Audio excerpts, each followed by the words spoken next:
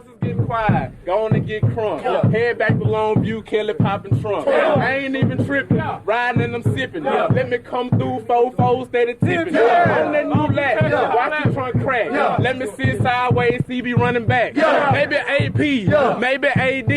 I ain't even tripping cause we some athletes. Messing with Smitty in the summertime. He get pissed if we don't make our time. But we gon' get it, cause we gotta finish. Nebraska Horn Hustlers, man, we diminished. Put them boys little, paint like a skittle. I ain't even tripping, I ain't never double dribble. Cause I'm a player from the Himalaya. Let me sit sideways, man. Maybe back door, maybe fall off. Sipping codeine cause I gotta kill a cough. Let me sit sideways in the big Benz. Oh, you boys, they my brothers, they my friends.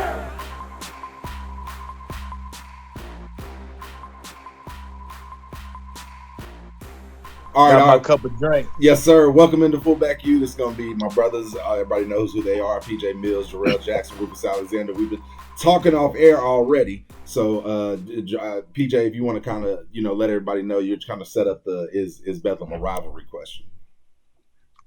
Well, I mean, listen, Oklahoma State, they were ranked really high this year. The defense is playing better than they've played in a long time. I'm going to just always say what I see. People can agree or disagree. That's perfectly fine. But I just think some things need to be put in order. And just because a team is in your state doesn't make them your rival. I don't hear people talking about Tulsa. What does that mean? We don't play them every year, PJ. We play Kansas every year. What that mean? I think they was feeling a little bit We play better. Kansas every year. Hey, they was feeling a little bit. They was feeling good. COVID. I mean, they had that COVID problem. They had the COVID. Listen, like I said before, They thought 89, which is now 90, but 89 when I said it yesterday, 89, 18, and 7 is not a rivalry anywhere on earth. Ruth, do you think it's a rivalry? I mean, my thing is only for the pure fan aspect of it. I mean, it's not that it's by the numbers and by recruiting, by all that, it's not a rivalry. By every metric ever. By every metric, yeah, it's not a rivalry. But being in a state with somebody, that's what makes KU versus K-State a rivalry, because they're in the same state. K-State's a better team than KU every week, every day, every year. You know what I'm saying? So it's the same. That's what it's just more of a crosstown. It may need to change it to a crosstown bash. You go ahead, either somebody will get their head bashed in and you have a friendly fight. Hey, you won the fight this year. Next year, we know where the true fight is. A David and Goliath situation. And every now and then, David makes the correct hit and Goliath goes down. So it may not. If they want to make it a rivalry, they should just, hey, we starting over next year. Man. Yeah. That's the only way it's gonna be a rivalry. OU has shut OSU out more than OSU has won. Yeah. I wonder how it Not a feels. rivalry. You lost And I 6 don't say straight. that with disrespect. I'm just saying people are trying to force that on it. It's not a rivalry. It never has been. I'm not saying they haven't won. I'm just saying it's never been a rivalry. No, they're not a rival. They're not a rival. In the sense a of what a conference rivalry is, no, they're not. You're correct, Right. PJ. I will agree with you on that for sure. That's all. That's all. Did And that all don't mean they haven't had Go good ahead. players in the past. We played against some of them. That doesn't mean they haven't beat us. I'm just saying it's not a rivalry. Did y'all ever lose to them? We lost to them our freshman year. Yeah. We were in one. I lost to them my last year. We lost to them, Terrible. and we turned around and beat them. Last year with Bob. But when PJ and them lost to them, they made like T-shirts and bricks and all kind of stuff. I think it was like I 13. think that's the first time they won. It's not a rivalry. 76. When you win one and you make bricks and T-shirts and bumper stickers and stuff like that. It ain't a rivalry. That was an accident. That's like saying uniform. I gotta say this. Hey, listen. Go ahead. And then people was mad I said it. Y'all need to be mad it's true. I will say. Yeah, Go ahead, Ruth. Watching that game, man, it's like their star players just went away, man. Like Wallace and Chuba Hubbard and Sanders, they wouldn't even. I was expecting this to be a good game. Defensively, OU was better. Defensively, OSU was better. So it was like, man, both defenses are playing well. Mm-hmm. Both offenses kind of have somewhat of an identity. They want to run the ball, whatever. They both got star wide receivers. And the game starts and it was like, holy crap, where the hell is Chuba Hubbard? He wasn't even featured from the get-go. It was weird to see. It was weird to watch. I don't know. And that's one of the most perplexing things is a top running back coming back, having the year he's having is very odd. Right. Very odd. Here's what I look at it as. Your quarterback got hit. They said on the side he was politicking to get back in the game. We all played the game. If I'm good enough to get back in the game, how you gonna put me in the fourth quarter when we down by 3 touchdowns, but you ain't gonna put me back in the second quarter? Well, something's not right. It was a little fuzzy early, but I'm good now. Something's not right, and you gonna go back in, and you gonna go back in the fourth quarter. You gonna go back in the fourth quarter and try to play as hard as you can, but you ain't want none in the second and third quarter. Something wasn't right. That was the best politicking I've ever seen. All the protocol that he went through, the concussion protocol or whatever he went through. I don't know, man. Gundy made a decision, and I think they had a better chance with the other quarterback in there. At least he went at the cornerbacks. The other quarterback gave him an opportunity to be in the game. I just know if you're going to sit me out the first 2 quarters when the game is on line and I'm the starter, you're not going to put me back in the fourth quarter when we getting our head beat in. And then on fourth and one, you're going to call a punt team and you down by 3 touchdowns? That's on the coach. That's on the coach, but that's on the coach. Let's keep it a buck. Everybody can get it. Hey, I'm looking at Sanders. If Sanders watched this, if you really wanted to get back in that game in the heat of the moment, you could have got in that game because you got back in the fourth quarter. You could have got back in the first, second quarter when them boys was really, really hunting out there. Now does your coach tell you no? Ronnie Perkins was out there trying to hurt. Yeah, that's what happened. He saw Ronnie went off the field. Oh, he trying to hurt you. Okay. Yeah. Not like Booker who trying to hurt his own team, but we gotta talk about that too. Trying to hurt. Oh my God. Hey, but hold on. But the punt worked out perfectly though. As a coach, the way it happened, they got tackled. They downed the ball inside the 1 yard line. Their defense has been the heart and soul of their team. So if you either get a safety, get the ball back, or you get a 3 and out, you get the ball right back at the 50-yard line, and then you work him back the other way also. Yeah, but then they hit him in the mouth with the first play though. I know, 30. Hey, that's the price. That's the gamble. It's the same gamble as you going on 4th and 1. It's the same gambles. I'm gonna be on the Mike Leach plan. I'm gonna take my chances and go on 4th and 1. I think Adam Edwards still mad at me for posting that picture. Hey, my I was just gonna tell y'all. That's what I was gonna say, man. Is like growing up. What'd you post? I didn't see it. What'd you post? Also, in '99, it was like 3rd and 1, and Leach said we're gonna go jumbo, so he put Stocker McDougal back there. You wrong. And I was supposed to go crack the safety, but you wrong. It's 370 versus 250. Hey, he came up and they got a picture of him. His head is just going backwards, and Stocker his whole knee and everything else in his chest, and just kept running. Ain't no way Edwards was 250. Adam ain't no 250. He probably about 225. Yeah, you're right. No, he wasn't. I was giving him a little bit more. Yeah, I give him 225, but shit. But not like I said, man. Growing up in Oklahoma, dude, those were my idols, man. And it was hard, PJ, because there wasn't many guys that I saw get to OU. But shit, I saw Zoe Mays, I saw Adam Edwards, and I got to see the Bob Simmons. I think, the glory days of OSU were the Bob Simmons days. We got to talk about Boogie, okay? And I hate to even bring it on the kid, but before you get to go ahead, you left somebody out, didn't you? Who that? The best Oklahoma State player I've played against is R.W. McCordles. Oh, R.W. was Tulsa though. I'm just saying that's the guys that were around the city, guys that were around Oklahoma City. Okay. But yeah, I met R.W. Man, 1999 got his autograph at Jinx High School when watching Antonio Reed play basketball. Don't worry about that one. Yeah. R.W.'s the baller. We gotta talk about Boogie, man. I know it was only one mistake, and I thought the kid actually played okay. But dude, is it and y'all all can give me your opinion because just my opinion, dude, is the tweets just keep getting worse and worse, and these are supposed to be our fans. What do you think? He definitely got something on the coaches. Like he got some naked pictures, and he got something that he got. Because when the commentators say every game he does something dumb, he does something. When the commentators say that, When the commentator said he needs to if that's Bob, he ain't even playing. Like he played the fourth quarter. And the bad thing about it is he's not a bad player. He just when somebody want to isolate him, they isolate him. Just like at the end of the game, they put the big tight end on him, and he just missed. It should have been a touchdown. He just missed it.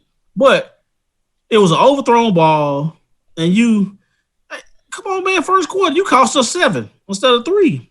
And like, come on, at some point, I mean, I believe he got something on the coaches, naked pictures, somebody. He got naked pictures for somebody. Man and somebody, because he's still on the field. It's no way. Rufus, what you think? Is it the guys behind him? A lack of guys behind him? What is it? I mean, I don't care who's behind him.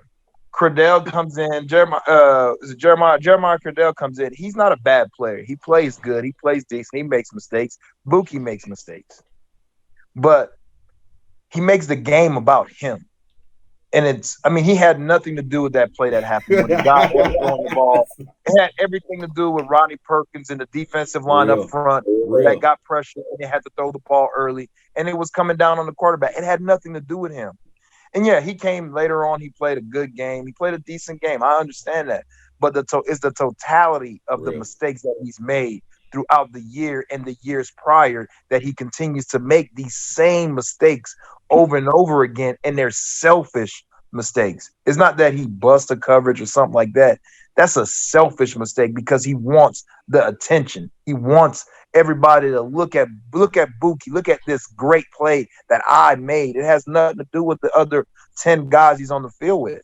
Even when David Agwebu made an interception, after they go with the interview, because I was in the stadium watching the game, his helmet's off. When they announce it, he's in the other side of the thing. The whole team's in the middle, hand five and David Agwebu, and he's over on the other side by himself, telling the crowd, give me props, give me props. I'm like, the hell type, what kind of crazy stuff is this, man? And it's not to pick on the kid, but it's a totality of everything. It's the look at me type stuff. And for the play that happened, it wasn't like it was some grand play. It ain't like it was some big play that even mattered, that even happened. His mistake allowed them to score 7 points. But when you play against good teams, right, those things come back tenfold. And a team like OSU, who you were dominating, who was capable offensively, they were capable. And that kind of settled everything down because, we only had a 2-touchdown lead after, we get into a 2-touchdown lead after that. You know what I'm saying? So it's just like things that happen in a game whenever you're in big-time games, that'll come back and that'll haunt you and stuff, man. And he can't be making those mistakes as a 3-year player. Yeah. A 3-year player. And I'm saying the defense don't need him out there. And that's why I'm with Jarrail. Like, dude, they don't need him out there. Why you keep putting him out there? He busts in coverage. If there's a big receiver, he can't play a big receiver. They can single him out. He doesn't tackle well in the run game. He's only good on the initial jam, and after that, he's not fast enough to stay up with wide receivers. So I'm just calling out the game how I see it. If the game is up tempo, he does not play the flats and where he's supposed to be. So you say about a knowledge standpoint, he makes dumb penalties. So therefore, he's not a smart player like they keep trying to tell you he is. So I don't understand the whole situation of why he continues to play over other people. I would live with mistakes from somebody else. Oof, I'm going to just rewind it right back to you. Tell him how you really feel. I'm going to rewind it back to you because that was that real deal. And I'm going to come. We got to keep going on this, but I got to get your thoughts, PJ. There was so much real into what Rufus said. And you always say, PJ, the bench scared you. Do you think do you think that still the worst goes on? Thing is the bench? Do you think that still goes on with what you're seeing? Do you think I highly doubt he's allowed to make mistakes. Do you think that they don't have the guys behind him, or do you think that he's the best available? What you got? Yeah, I don't. I mean, well, you know what I've been saying about the defense for years now, but I think it's a combination of not necessarily trusting somebody behind him and seeing what his talent could be.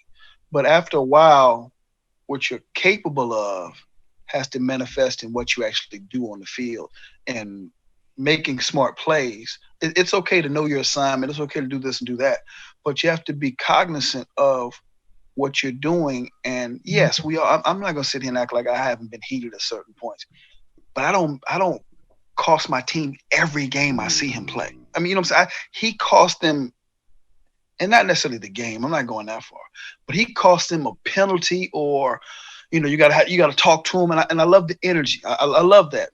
But every time I see him play, he does something silly and something that could cost us. You know what I mean? It's every game. We about to get off every the game field. I see him. Yep. And I'm not taking it. He can play, but his decision making and his lack of controlling his emotion during those times, it either has to get better or they have to get somebody else. I think some of that come with, like, he got to have some accountability or something. Like, they got to hold him accountable in some way. Yeah. I mean, I knew Clarence James, he allowed me one personal foul, and you know that. He allowed me one personal foul because I was going to do something silly. And I knew if I did something silly, he was going to run me. I'll just take. I mean, we played Colorado. Dude stepped out of bounds. I punched him in the face. He was like, "You little cheap shot." Yeah, I run my 200 yards. I'm cool. I understand. I know what's going on. But at some point, man, like, it's every week. It was last year. It was this year. Obviously, he's not scared of the accountability. He's not scared of the punishment or whatever they got for him that he keeps doing it. I mean, shoot, Clarence, right? I was done. I'm going to class. I'm doing whatever I need to do. That's all I need to do. At some point, like, they have got to instill something. I don't even think they set him down yet. Like, they may have set him down for a quarter. Shoot, put somebody in front of him, I mean, I don't know. I still think he got naked pictures on somebody. I'm going to stick to that. Because they got people behind him that can play. They got Noah Wood they can throw in there. They got all kind of people they can throw in there to play. Let me ask you this, Jarrail, and you can. Well, I want both of y'all to comment on it. Okay, so y'all know football. I'm not telling y'all anything you don't know, but I want to kind of give the fans a little bit on what nickel does. Nickel sometimes guards tight end, sometimes guard receiver. It's a big factor in run game. They're isolated a lot. You've used that word, Jarrail. Is it that he's the best tackler? Is it that he's in the right spot? No, I'm asking. Is he the best? What is it? I'm gonna say this. He's probably the most durable. He's probably the most durable. He's the most durable. He's the most, and he's been on the field because maybe the best hitter. Maybe that's what I mean. Is he? No, he ain't the best hitter. No, he may be the best. He may be the best. Agree with none of them yet. He may be the best at getting ran over, talking noise when I get done. I'm gonna say this. He may be the most durable guy. The guy that they can probably depend on that he's gonna be in the game and be a body. Bro. When he need to make plays, but he's a liability to you too now. Like, you go back and play Iowa State, he's gonna be a liability. If you play Iowa State in the Big 12 championship, he's gonna be a liability. If you play an SEC team in the bowl game, he's gonna be a liability. I just think he's the most durable. He knows the defense probably better than a lot of people. And do a lot of coaching to him. You can tell him what to do. He can go. You probably got a kid behind him. You probably got a young kid behind him. That'd be my guess.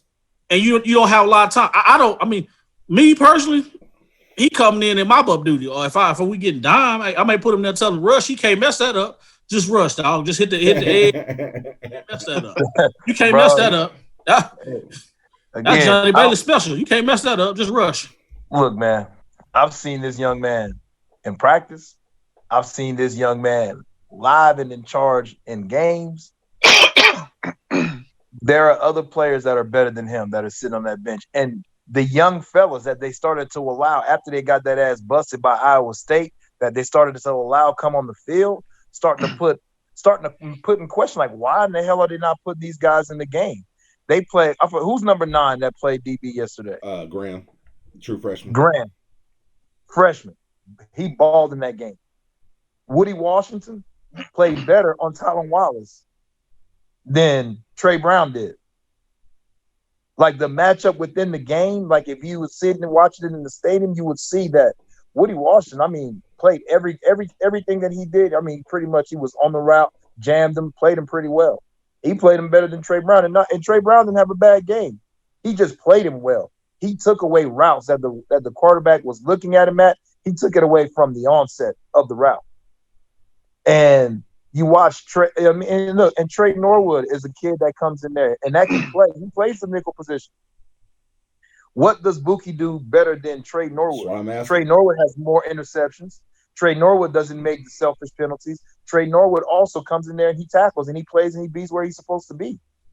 I mean, you watch number 9 when he came into the game.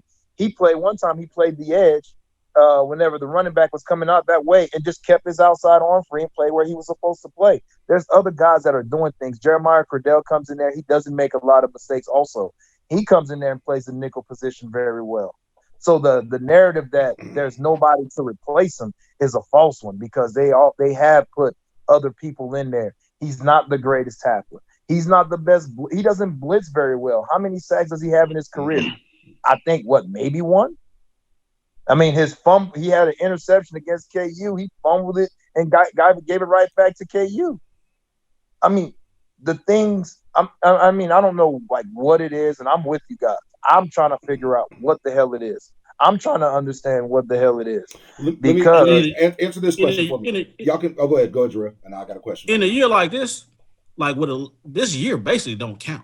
So you can play anybody. It should have been a revolving door at that end, because this year it should have been one where you use the bench to really from when it started. This year doesn't count. Like, you're not good enough. Sit on the bench. I'm starting somebody else and trying to figure it out. Yeah. Like you can with this year with them NCAA giving these kids an extra year. Well, this year really don't count. It got to be more that we don't know. Maybe he's super smart or something like that. I mean, it got to be. I want to know. I want to know too. Well, let me ask y'all this, because as COVID aside, and PJ, you can start with this, but we talked about, okay, and again, I think the substitution we had to make this week at corner may have been COVID related, but we're still rotating our DBs.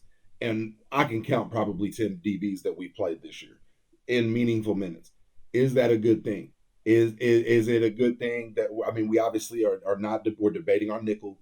We how many you say? I mean, I would guess 10, because you got your four. You got that's not Trey, good. You got Trey. You got Jaden Davis. You got Woody. You got Eaton's played. You've got Graham that's now played. That's 5 corners. No, that's not good at all. You got Patty Fields. You got Yale. You got Norwood. You've got Buki. You've got. I mean, that's 9 right there. Well, I'm gonna say this though, just being around it, some of the kids getting out there playing because of COVID reasons. Like, we don't know. Like, some kids are catching COVID, and they got to sit down. So you got to adjust and play. And with Lincoln being so guarded about who's playing, who's not playing. You know, that could be a reason why a lot of kids don't play and why you see in the revolving door, which I think is good, because next year is going to be back to regular. So now you got a chance to develop those guys. Those guys been in the fire, and they've been in the fire in a college football game. Yeah, it's not hostile, but they getting the speed of the game and stuff like that. So some of them dudes playing because of COVID, and some of them playing because, you know, I ain't gonna say it, but you know, we've been trashed back in the secondary for a minute. So that's why I'm saying it's not good. That's the reason I'm saying it's not good. To make it jail. Because if you're playing 10 guys, you either they aren't playing well or you don't have what you need. That's why I'm saying that's not a good thing for 10 guys to be playing. So I'm putting it like this. They rotate the guys that they put in. They always, like, that's kind of their thing. They want to rotate guys in there. Jaden Davis, he plays relatively decent. He plays pretty good ball. Woody Washington, I don't see why you would take him off the field. Like I said, he played against one of the top receivers in the country, and Tylan Wallace, and he beat up and played him very well. Trey Brown has been, pretty much a staple of the OU defense, and he's gone out of the game and not played some. Trey Norwood and all. I think they just rotate guys. The problem is, their biggest problem is safety. That's where they need to find somebody else back there on the back end. Pat Fields is a decent player, but he missed too many open field tackles, or he missed too many easy plays. The man can't tackle. Turner Yale plays well. Sometimes, he's up and down, he's sporadic, but the rotation is not real heavy at safety, though, if you have noticed that. That's interesting. We rotate the hell out of corners and not safety. Yeah, great point, Rufus. We haven't rotated very much at safety. And if you look back there, I like Pat Fields as a player, as a person, but as a player, he's missed a lot of tackles. He's left a lot on the field. He's made a lot of bad plays. That was his fault on the touchdown in the end zone. Cornerback went up, inside guy went up on a corner route. He didn't even take the corner route. He bit up on the inside route. The hell is he doing? Stay high, where you supposed to be. High low, offensively. All we trying to do is get that safety to bite. Rufus, let me ask you a question, Rufus, real quick. What do you think about the progression of the overall defense? Great question. And what do you think about Grinch? Like the progression from when he got here to now, and what do you think about the schemes that he's going with the players that we have? What's your thoughts on it? Do you see in the progression or what? So in the beginning, I see him progressing in the right direction. When you add Perkins back, his style of defense makes sense, right? It's edge heavy. The edge person controls a lot of the game with a guy like Perkins and a guy like Isaiah Thomas and Benito, long rangey guys. You have a guy that's pretty much a flex guy in the middle, like Winfrey is. I mean, he goes and gets in different direction. He moves them as he slants them. He's a big, athletic guy. I like the way it's trending. And it's a good defense if you can get the edge pressure that you get with Perkins and Isaiah Thomas. If you can't get it, on the back end is what I don't like, what they're teaching guys.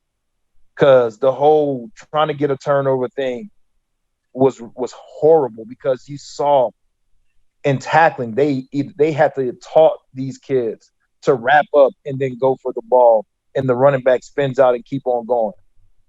Well, when Ronnie Perkins came back, it hadn't been about that anymore. It's been about just tackling the guy and getting them down to the ground and let the turnovers come as they come.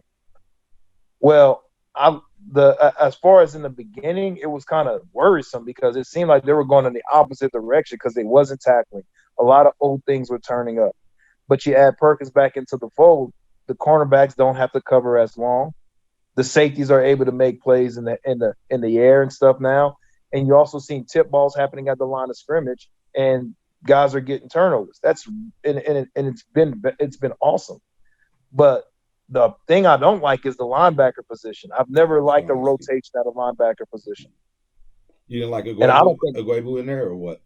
David Agwebu, Deshaun White is all your linebackers that you need to go ahead and put in the game and let somebody get hurt. Asamoah is a cool dude. I mean, I think he's a cool kid. Reminds you of Buck. Yeah, but he is he's a liability in the passing situations. If they go into passing, he cannot cover in space, and he has to correct that part of his game. It's not a knock on him. It's something that he needs to get better at doing. So David Agwebu is picking up and learning the linebacker position. Deshaun White is playing some good football. So I just don't understand why they rotate and get certain guys in when they don't have to do that. Jarrail, PJ,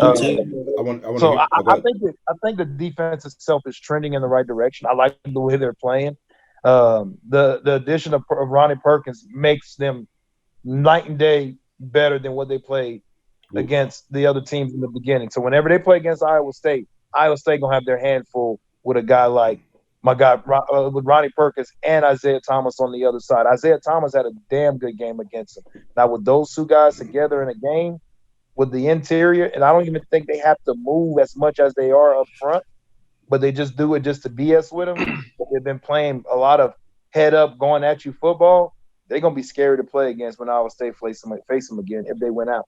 That's good stuff, man. I want to hear y'all's thoughts on the offense, Jarrail, PJ. Offensively wise, I mean, he got back to being he started opening it up a little bit. He got a lot of creative. You know, he changed some things. You know, with the zone. With the two back, the zone read. He changed the read to where it's a flat to the back in the backfield out of split. Yep. Block it down, which is something that we did. Was something we did in the XFL, and he came down. We was down there. We did the XFL with those backs, and shoot, because they was playing man. They blocked down. First touchdown was a zone replay where he hit the back out the backfield for that. I think offense is trending up. You starting to see your receivers that you got, the Theo Weiss and the Marvin Mims. Those guys can carry you. You still need one more. You know, as far as you hope to be Rambo or somebody to step up. And I think since whatchamacallit came back, since Stevenson came back, it's been a totally different offense. Yeah, and they've been down. Same thing with Ronnie Perkins. When them two guys came back, it's a different football team. Period. Point blank. And to hit on the defense, to hit on the defense, I've been around Grinch when he was at Washington State. To see him, he got away from a lot of movement and just let those guys. I think he kind of understand now. I'm at Oklahoma and I got some athletes where I can let them win the one-on-ones up front, and I don't have to move when we was at Washington State, we was undersized, and we had to move. And we had some polys. We had to move. And I think his first year here, they was moving so much, they was getting caught. Because if you get called to wash on the back, and they cut back, and your linebackers ain't as good, and when you don't have the K9s and the Rufus Alexander's guys that can cut back and cut guys off, you're in trouble. So I think he understands where he's at now, that he got those athletes that he can just play straight up. Now, offensively wise, he did some stuff last night that was just him getting back, him being creative. You know, with the when he moved Spencer to the tailback and handed him off on a jet sweep, coming back for a touchdown. Trick play. You know, no I know you like that. But the thing he's doing is he's taking an air raid and he's utilizing fullbacks and tight ends. Now it makes it hard now, because you can line up and run the football successfully down your throat with those running backs. I still think the O-line needs to be. They still got a ways to go as far as like being that dominated O-line, because it took a while for them to dominate the game. Like the third and fourth quarter, they made it where they was dominating. But I think Ronnie Perkins and Steve made this team a physical, went from being a finesse team to a straight physical football team. I got a question on the field. I got a question. So, do you like the progression of Spencer Rattler and how he's been handling the game? Because I've seen some of the decision making that he makes hadn't been very good in some games. And do you think sometimes Lincoln Riley gets ultra conservative once he gets a lead in the game? I think he gets, when Lincoln gets a lead like he had yesterday, he takes the foot off the gas. Like he had the foot on the gas the first quarter. He stalls out. He starts to go back into that. Hey, well, let's run the football. Let's do this and do that. Keep doing what you're doing. Keep doing what you're doing. And if you blow them out, you blow them out. Like Mike Leach said, it's not your job to keep the score down. That's what that DC's for. Like, go ahead and blow and go ahead and get after him. I think Spencer, his progression has been good ever since he got sat down versus Texas. He still make freshman plays, like the one who he just threw it up in the air to Mims. He's been lucky sometimes. And I think sometimes Lincoln them put him in that situation to where they get in the heaven and run that two-man route where it's just one guy, it's two deep shots. Okay, he got to understand, the two deep shots ain't there.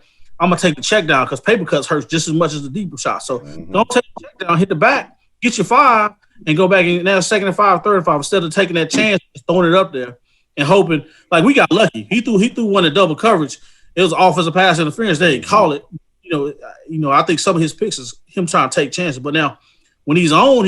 And he threw some questionable balls last night that, we got lucky on the pass interference in the first quarter. He just threw it up to Theo, and he just threw it up there, and got lucky. But I think he's doing a good job of just managing the football game and taking what he give him.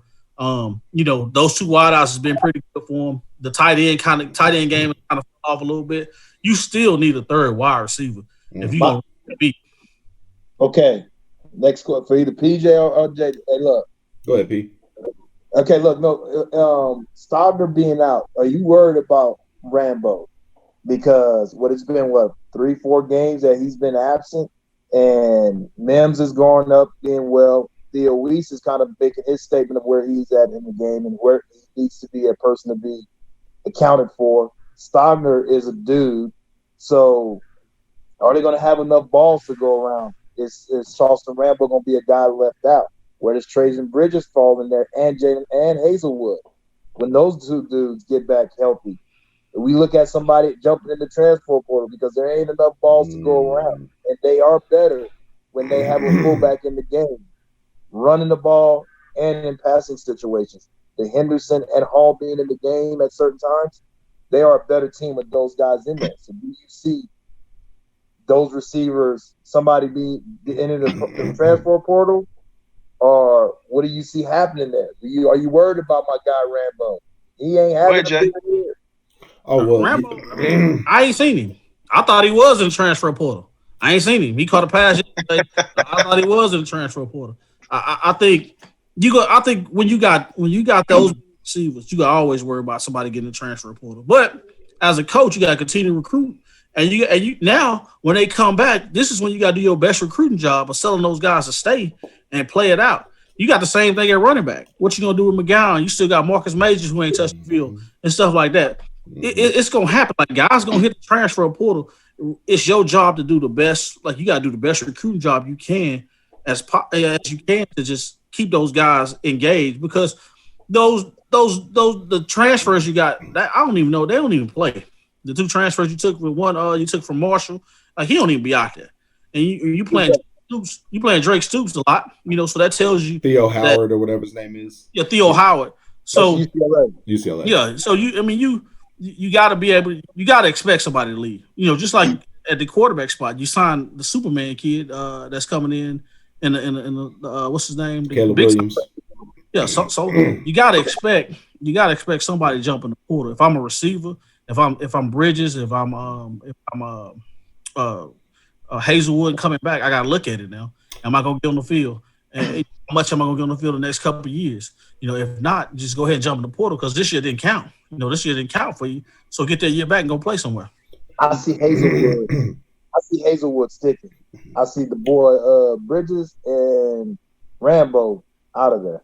I can see Rambo leaving Root because he's become a one route guy. And by my count, at least 3 of our touchdowns the other day were simple throws, back shoulder fade and two flat throws. So to me, it's going to be keeping it simple, like y'all talked about, keeping Rattler controlled, his throws deliberate. He's best when he starts thinking.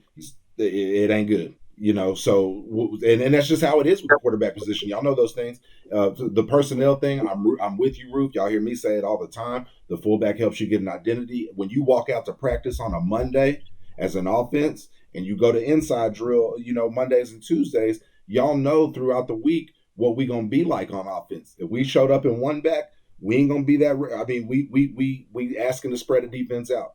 If we line up with 2 fullbacks in the game and a tight end, we look like we ready to run some things.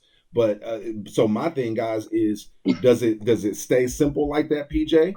I think it does. I think Hazelwood's your short range guy. I don't know how. I think his deal was possibly COVID tracing too. So I think he's looked okay. But to me, he's going to be your short intermediate guy, and I think that kicks Rambo out. I think Theo's still your possession receiver, and then Mims is your guy that you run across and try to get the ball option stuff to. What do you think, PJ? Yeah, I think you're saying a lot of truthful things. Y'all got to the heart of it and the minutia of it. I want to try to go a little wider because y'all hit all the details. What I mean by a little wider is this is what big college football is. Every year, somebody's coming for your spot. Especially at OU. Right. So every year, somebody's coming for your spot. Hazelwood, I don't think he's going anywhere. But you have to know, and that's why I'm glad the portal's there. Because to me, the portal aspect of it makes it more fair. And what I mean by that is you can go to a school and a couple of things can happen. You just don't get along with the coaches. We know how that goes. Or some guys are just better than you. They got recruited a year or 2 after you. You know what I mean? So I love the fact that if we're only going to play a certain number of players on every team, which we know that, it just because it didn't work at OU or Clemson or wherever doesn't mean you don't fit in another scenario. And that's why I'm glad that the portal is there because, for a while you had to sit out. And I just like that they are finally realizing, okay, it didn't work there for him. Give him another opportunity somewhere else, though. You know what I'm saying, Rufus? Yeah. I just like that aspect of it. It's not like it didn't work there. Now where am I going to go? So I like the portal for that aspect of it because sometimes when I was in school, the coach changed. It was Everything changed. You know what I'm saying? You didn't sign up for that. So you didn't sign up for that. Now, let's just take a small example. You no longer fit this offense. It's not fair that you still have to be there. So that's why I like the portal because if something changes drastically, like a head coach or a different offensive or defensive scheme, there's still a place somewhere in the country that you can go to because if you're good enough to be picked at Oklahoma, you're good enough to play somewhere. So that's why I like the portal part of it. And that's why I wanted to focus on the portal part of it because before you were kind of held, you know what I mean? And I like that now you probably have some people that were recruiting you before, and somebody that's seen your tape on film at Oklahoma. It's a big school. We all know that. Proud of it. We all know that.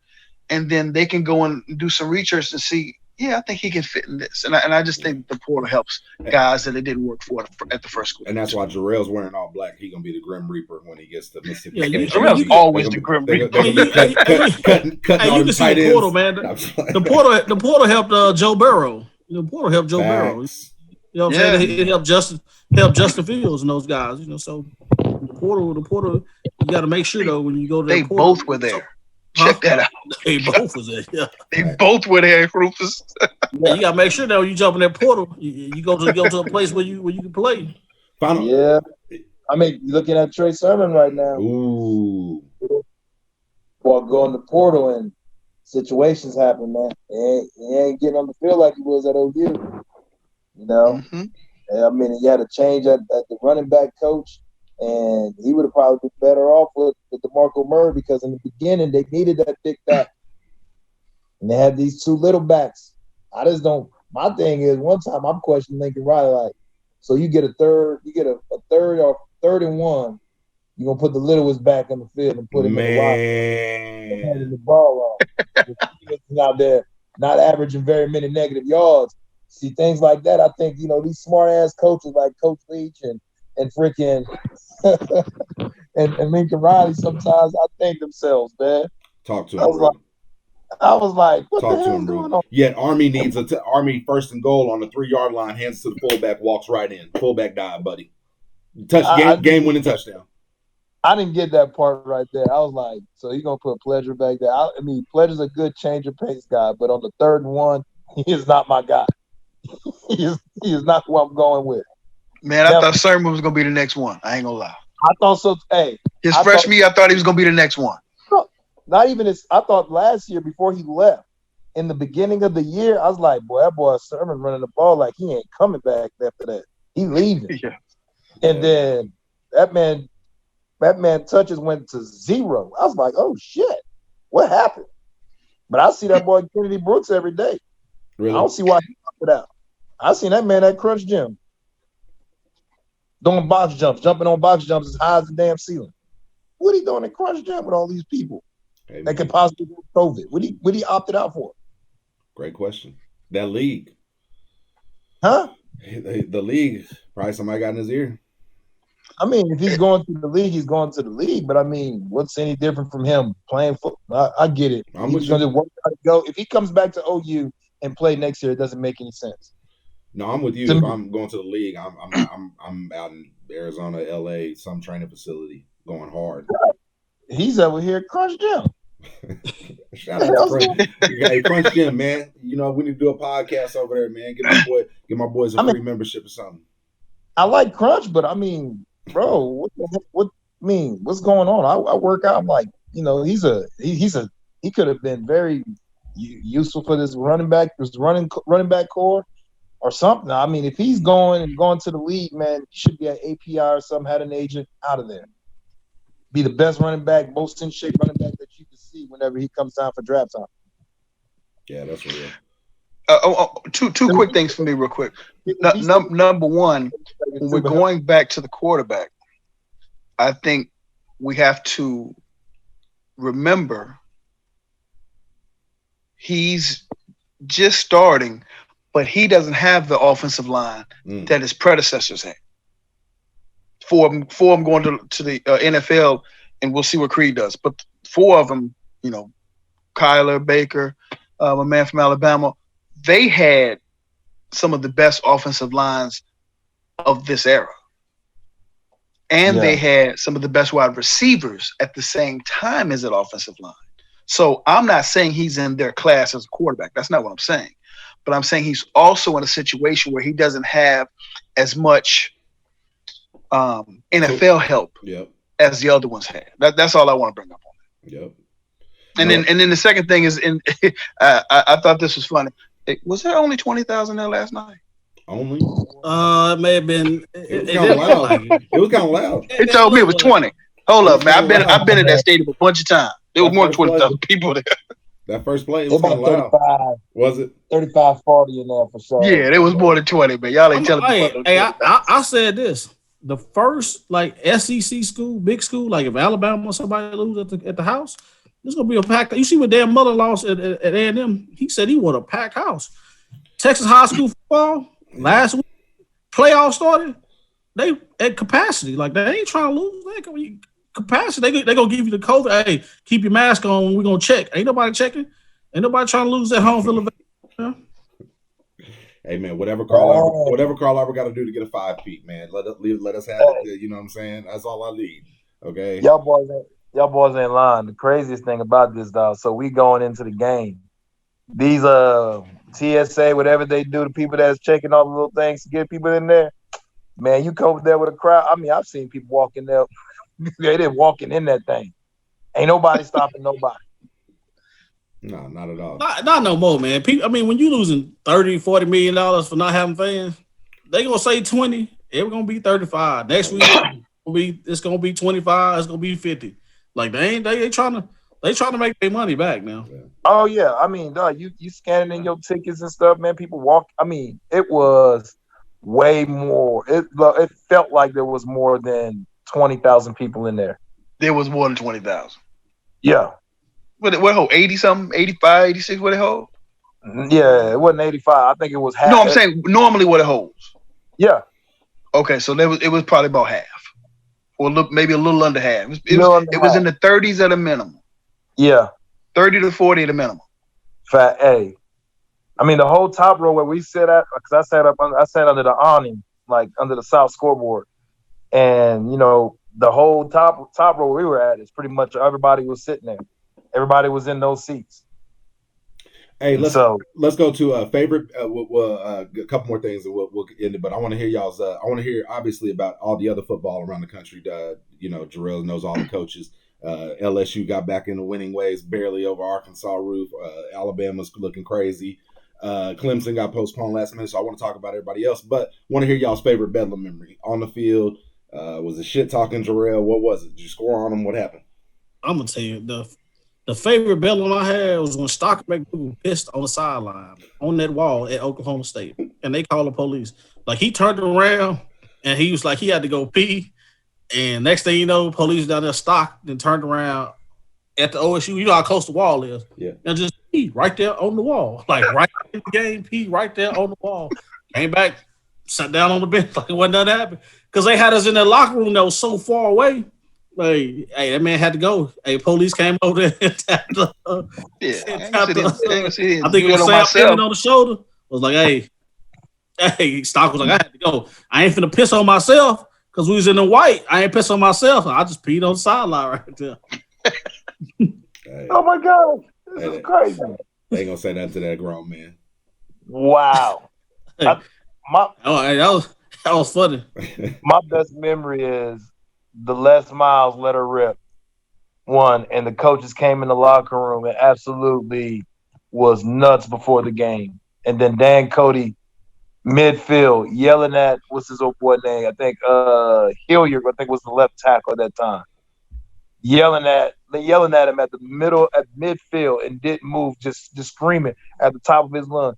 Yeah, just ready for the game. And first play of the game, I think Hills was in the air and Fields was getting sacked. First play of the game. Yep. And I remember the morning we woke up for it was like misty and gray outside. It was a gloomy ass day. Like some bad shit was about to happen. It just felt eerie.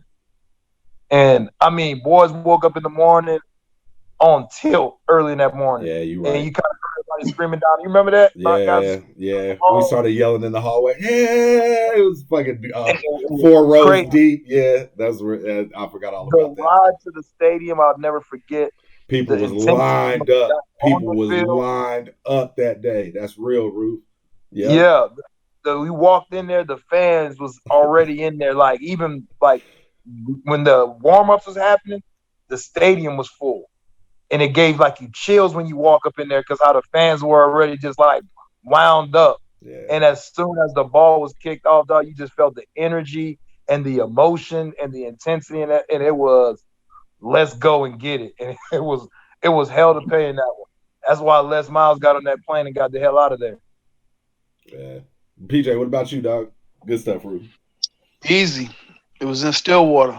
My stick man, J Mo, put five touchdowns on them boys. Eesh. That easy, huh? J Mo was a beast. He was. Wow.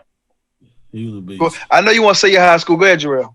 Hey, I ain't gonna say it. This is legendary, you know. Oh, All I know, there you go. Okay. all I know is I played corner. I played corner for a 1-2 practice over at Yates. In 10th grade, that boy came around that corner. Hey, I'm gonna play receiver, quarterback on this. Yeah.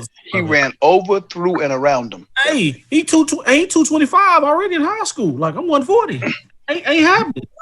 It's not happening. It's not happening. That's a business decision. I'm gonna try to push him down.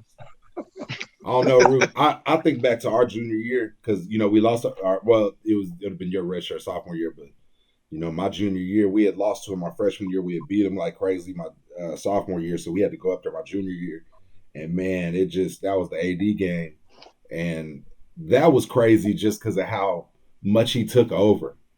Like I remember, like there were a few games where like after the game, people like were hitting up our phone only about AD. like y'all didn't see nobody else balling out there? Damn, dog, AD is cold, dog. Hey, that's the dude. Like, oh yeah, we saw him too. But that was a crazy game. You know what? My best Bedlam moment, 2 days before we got ready to go play, John Blake and them told me I was gonna play running back. Oh Lord. They told me all we're gonna run is outside, we're gonna run 18 and we're gonna run sweeps. That was fine the first half. I'm killing them. And then Joe Dickerson called 24 ISO. I'm not. Yeah, but Kelvin Cato. Ain't no fun no more. I'm not doing that. Like I tried it one time and the hole closed so fast on me. Hey, the next no fun no more. I bounced it. You bounced that thing. O State kept some linebackers too, bro. I'm bouncing it. They kept some linebackers. Dwayne Levels. Back in the day, it wasn't a land that I'm bouncing it. Yeah, you mentioned Adam Edwards. That was like my uncle. What'd you say, Rue? Why you gonna send a man in there to do some ISO football and he hadn't been doing ISO or nothing? Hey, I've been playing outside. I've been playing on the edge all game. I've been playing receiver. Why would coaches do that, man? Hey, me and R-Dub having battles. They put me in the backfield. Hey, 18-19 with Brandon with the option was good. I don't know what made him feel like he was gonna run inside. I'm gonna trick him. No, I'm beating you with this. I'm gonna continue to do this. But man, yeah.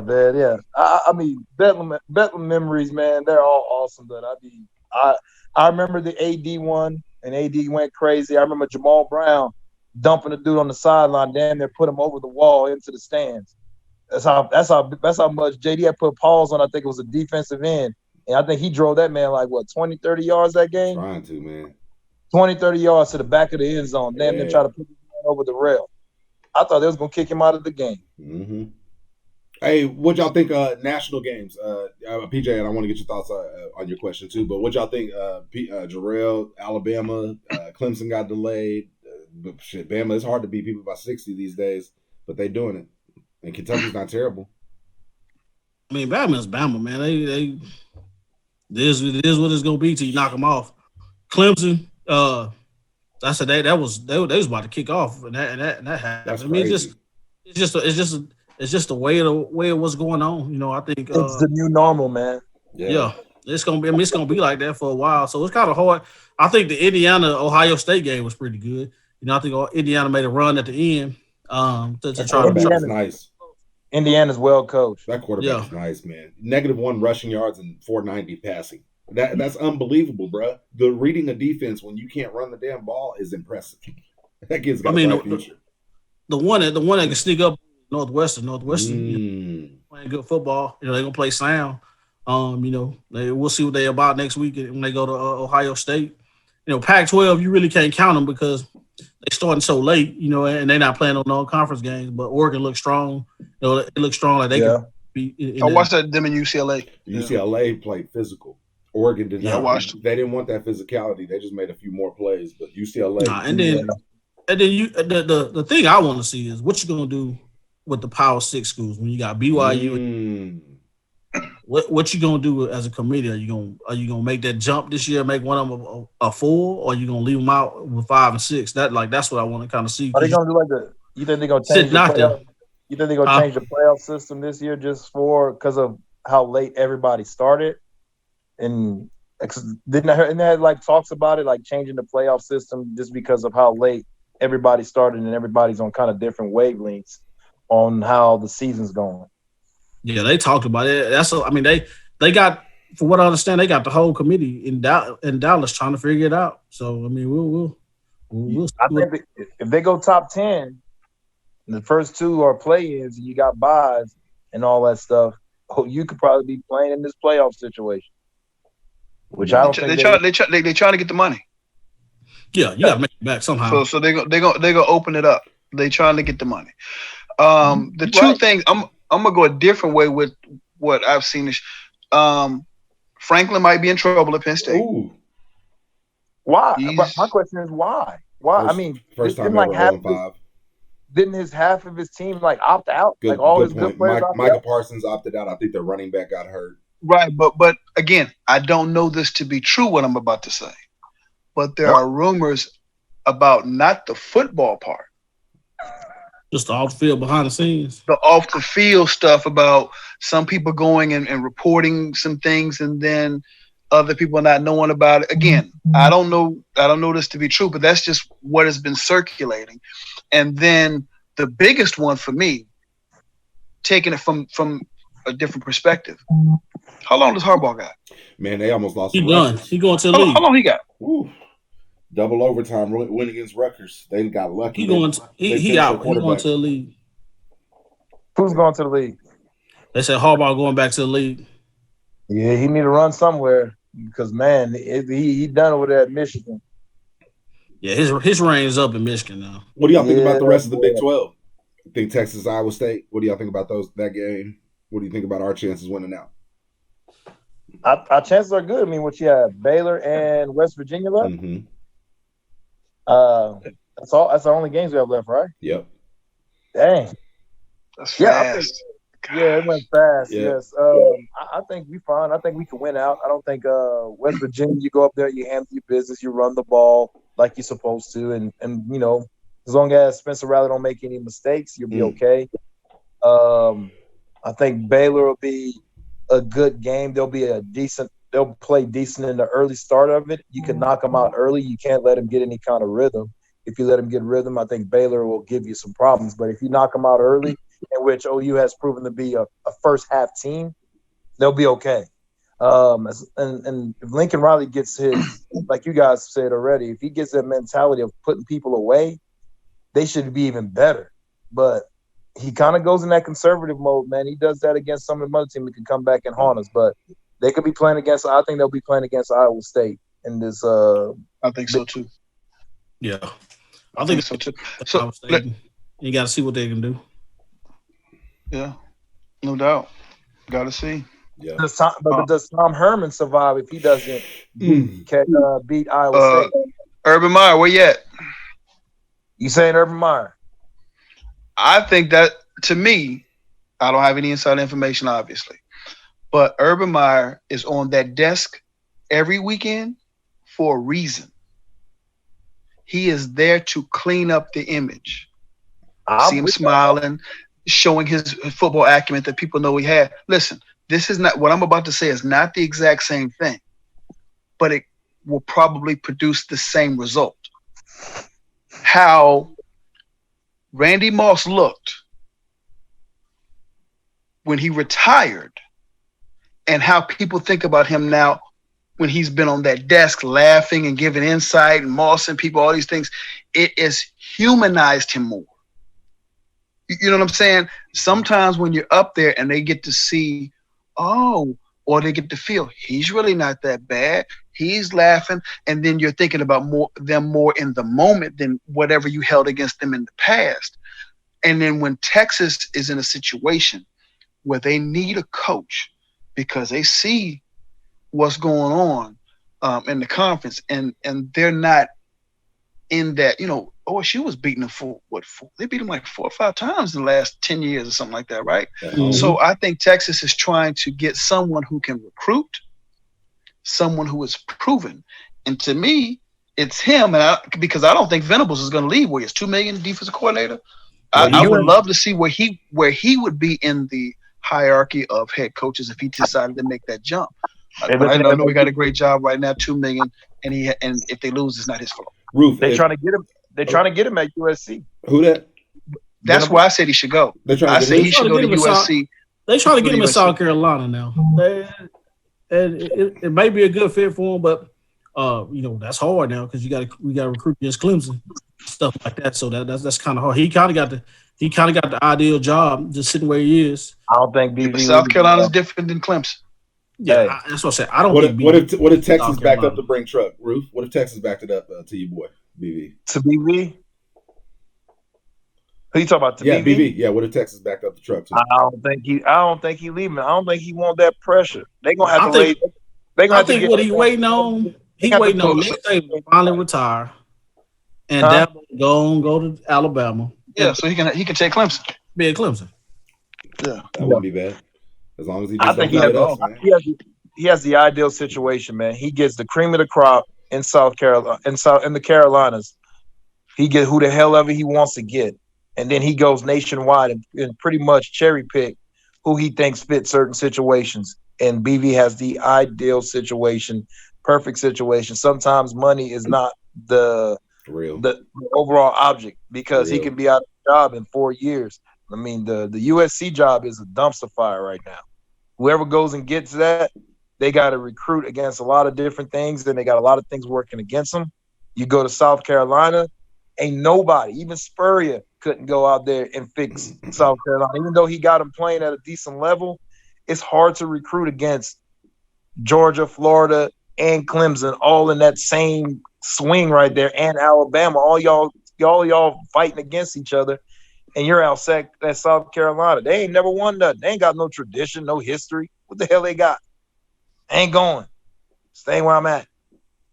Okay, I got 3 quick ones and I'm done with it. Number 1. Who's the best coach in football, in college football right now? Right now. I like Dabo, man. What you got? Saban? I don't know. Right now, the best coach, I'm gonna say Luke Fickell at Cincinnati. I'd take Saban week in, week out. I got Saban too, but Dabo's coming. Dabo's coming, but I'm talking about Luke Fickell for what he done in Cincinnati to keep him where they at, to do what he do. Great job. I think he doing a great job. Number 2, what do you guys think of Notre Dame? Nothing. Strong in the run game, not as strong in the pass game. Tough as hell defensively, playing with some grown ass men. They wasn't gonna beat Clemson with Trevor Lawrence. Nah, like you got to put it. Like if it's any game, you put an asterisk by. You put an asterisk by that one. Now. Yeah. Play them again. They'll play them again in the championship game, and we'll see. Trevor Lawrence will play. You'll see. I don't think nobody wanted them Alabama problems. Alabama is deep this year. At all. Nobody wants them problems. This is the last one. What is keeping Georgia away from being what they are capable of? Elite quarterback play. A quarterback. Well, shit, when they had an elite quarterback, they ran a conservative style offense. True. I mean, I see why Georgia got athletes now. I mean, their offense was conservative as hell with Fromm at the quarterback position. And they thought he was a better passer than than Fields. How in the hell that? I don't know. But you're looking at Fields play right now. Here's what Georgia missing. Same thing LSU was missing: offense and a quarterback. That same thing LSU was missing when they won it. They went and got Joe Brady, who opened that thing up, throw the passing game down the field, and they got a quarterback. And they got athletes in Louisiana. They got athletes Jefferson, in Georgia. Marshall. Bro, yeah, I mean, in 1 year, imagine what this man did in 1 year with Joe Burrow and the receivers that he had. That man won a Biletnikoff and a Heisman in 1 year. Yeah. As an OC in Louisiana. What? Jarrail, Do you know who Georgia reminds me of? Who? Texas. No. Colorado in the mid-90s against Nebraska. They could never get – they could – as good as Colorado was to you. When you really look at it, I think Colorado put more guys in the league during that 3 or 4 year period than Nebraska did at that particular point in time. But the difference was Nebraska knew how to win. Clemson doesn't. Bama and Clemson know how to win.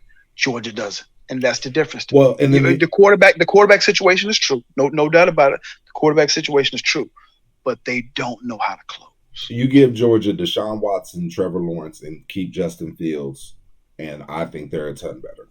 I mean, if those guys had stayed in Georgia, stayed at Georgia, it could develop that offense, develop the skill around it. If Georgia was able to score 40 points a game, they'd beat everybody besides Alabama. I'm gonna tell you this: if USC get the right coach, the right guy with the right personality, it's like that out there. They control those 4 blocks. They're gonna be like Alabama. That's a top 5 job to me. Because those 4 blocks right there on that corner, they losing right now. They going to Oregon. They going to Washington. They going there. If the right guy come and get that job with the right personality, and he get those guys to stay at home, like when he had Reggie Bush and all those guys staying at the crib, they got athletes on top of athletes. They got the same amount of athletes they got in Louisiana, and you're gonna be able to get those polys that can come in, the good polys that can come in and help you on the offensive line. It's just a matter of just getting the right dude in there to go. Like Pete Carroll was the right guy that they had in there. He was in the community. He was with Snoop Dogg. Like that's the key. You get the right guy in there and being able to have the right coaches to say, okay, I know you're blood, I know you're a Crip, but come on, let's play football and let's keep it all together. And let's go do something. Like you need the right coach. Like that's a sleeping giant. That's one that can attract some coaches who've been out of football for a little bit, like a Bob. But they got to do different though, Jay. Huh? They got to do different because USC is sitting there saying, "We're USC. Don't you want to come here?" You got to start paying these coaches. Yeah, right. It's almost like UCLA basketball. It's a privilege for you to coach at UCLA. Y'all ain't won since '95. A basketball national championship. USC obviously is much more recent, but with the money going out and all this stuff going on, they have to be prepared to pay for not only a head coach but a staff. No, they got to pay for that. They can't just live off legacy. They got to pay type. I mean, they got Graham out there right now. Graham is, Graham doing a good job offensively wise, but he ain't a West Coast guy. You got to get some guys that got some swag that can come in there and be able to go on Crenshaw and sit in the house in Crenshaw and talk to them to get them to just come. Hey, you gonna be right here, right? But who's that person though? Who you think is that person? That's out there coaching right now. Maybe the person that I think he can probably get it done is James Franklin, just because his personality and the things that he can do. He can go out there and probably get it done. You said James Franklin out of Penn State. Out of Penn State. I don't think he'll take it, but it got to be somebody on the lines like BV2. I like Coach Bedlam, but I think he just be laid back and relaxed. Like you need a guy. You need a guy like a Hollywood type of guy that want to be out there. Like a Mike Leach can go out there and be fine, but he'll be in trouble because it's too much for him to do. It's too much for him to do. Like you need somebody, on the lines like a Matt Campbell. Matt Campbell at Iowa State can go out there and probably get it done and bring the right staff. Somebody like on the lines of like that, that can go out there and guy that went. What's the guy that went to Carolina? The Panthers. Matt Rule. Matt Rule can go get it done. Like you need somebody that's older. He can go over there and get it. Got the little young vibe that can go get it. It's just one of the OCs from Clemson might be good. Do you go to the NFL and go get old boy that just got the offensive coordinator job at Carolina? Joe Brady. And Joe Brady and bring him back to the college. Yeah, you can go because they can back the truck. They're gonna have to, whoever it is, they're gonna have to back the truck up. Because I think no matter what happens, they can win out. I think they're gonna get rid of Kim Helton just because the fact of the matter, he just don't fit what they do. He just don't fit what they do. Yeah. And it's hard to say that, but I just think he just don't fit what they do out of USC. So JD and Rufus, you know him much better than I do. Jay, you probably do too. Is Venables good enough to be a head coach, but chooses to be Mickey Andrews? No doubt. Yeah, I A think great defensive coordinator during those great Florida State years. I mean, his name is not as high as Bowden. We understand he wasn't the head coach, but when they talk about coaching and they get to the defensive side, he's one of those names that come up. He's been there so long. Is that what you think Venables' career is going to look like? A Mickey Andrews type of situation, or do you think he will hop out of that second spot and jump into the front and be the head coach? Y'all know him better than me. But I think like right now, I don't think he I'm has saying in any, a couple of years. I don't mean now, but just in a couple of years, do you think he'll take that jump? I don't think he has any more. He don't have any more kids. He's all him and his wife now. Yeah, both his kids, both of them at Clemson. Yeah, Scully. both of Both of them at Clemson on Scully. So Yeah. I think in the ideal world for him is Dabo either decide he's gonna make that jump and go to the league, or Alabama. he's gonna say no. Nick Saban gonna decide that he had enough, and Dabo go to Alabama, and then BB just stepped right in, because I think he's content at Clemson. He got everything he wants. $2 million a year to be a coordinator. You know, I ain't got them head coaches problems. I'm just coach of the defense. That's it. Make sure my guys pass. Do what you gotta do. I just think that last challenge to conquer. I mean, he's won all the national champions, all the national titles that he could. I'd say he won them all that he could win, but he's won multiple. He got 3, right? Is it 4? 2. Or is it 3? We got one at Oklahoma. Yeah, One 3. at Oklahoma, 2 at Clemson. And 2 at Clemson. 2 at Clemson. So he gets that last challenge for him is to be that coach, that head coach. He has the marquee name to get any defensive player in the country. Yeah. Well, Man, I would like to see him at USC if he leaves. I want to see. I mean, hey, now at USC he could get it done. He just had to put. I would like to guys see him at around USC if he leaves. Just get the right guys around him. Yeah. Well, PJ hit me, shout out to the 95 UCLA team, Ty Sedney, the O'Bannon brothers, Toby Bailey. They were real. I don't know, I know they haven't won in a while, but that team was the truth. So, no doubt. You know what I'm saying? Doubt. You know what I'm saying? That was back when it was one of 5 teams: Kentucky, UCLA, Duke, North Carolina, Duke, maybe one other, maybe like Duke. Maryland was about to up and come. Stevie franchise, you know what I'm saying? What was my other man's name? Point guard, Blake. Oh my God! Come on, no, not Blake. What was his name? Oh, Maryland guy. Before they had franchise. I know who you're talking about. I'm seeing his face. I know who you're talking about. I'll send it to you. I'll be mad at that one, but anyway. Was it Bibby? No, it wasn't Bibby, right? It was. I think he was Joe Smith's. He might have been there with Joe Smith was there. Arizona. Bibby was Arizona. Yeah, I played against him in high school. Yeah, I was the hooper at heart, Roof. Like I said, I started gaining that Khalid El-Amin weight, and it just didn't go well. You know what I mean? Yeah, so, who was that? I'm about to look it up. I don't remember the guy's name. He was a beast. But anyway, man, this is going to be a great podcast. Hey, we're just going to have to do this again, man. Plan on these guys winning out.